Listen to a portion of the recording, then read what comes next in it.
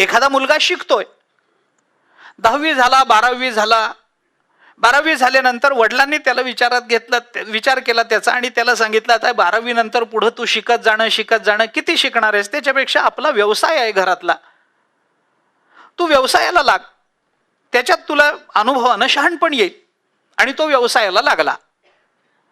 तो शिक्षण कशा करता घेत होता? अगदी सामान्यत्वानं विचार करायचा झाला तरी जीवनाच्या उदरनिर्वाहा करता. शिक्षण, आताचं शिक्षण कशा करताय? शहाणं होण्याकरता फारसं नाही आहे. पैसा, पॅकेजवर सगळ्या शिक्षणाचं महत्व आहे.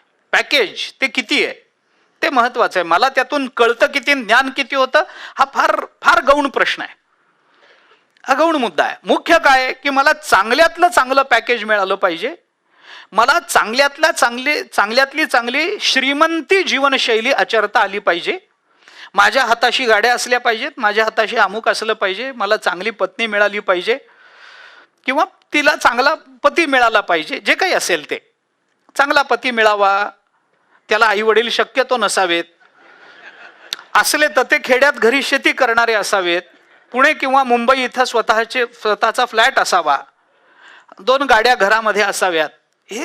हा क्रायटेरिया आहे चांगल्या मुलाचा. एवढंच आहे. त्याचं शिक्षण काय, तो खरंच घरातली परंपरा काय आहे, काही संस्कार आहेत की नाही, हे फारच गौण प्रश्न आहेत वगैरे. आता शिक्षण कशा करता चालू आहे? त्याचं निर्वाह करता चालू आहे. शिकेल कुठेतरी, नोकरी लागेल चांगली, चांगला पगार मिळेल, चांगले जीवन जगता येईल याच्याकरता तो शिकतोय.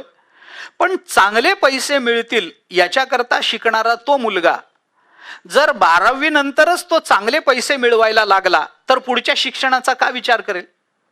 तो म्हणाला, आता शिकून काय करायचंय, बास ना, पुरे झालं, आता नको हे, आता आपण इथे थांबूयात. पण इथे थांबूयात असं जर तो म्हणत असेल तर कर्मयोग हा पूर्णत्वाने आचरणात आणला गेला नाही, हे त्याचं उत्तर आहे.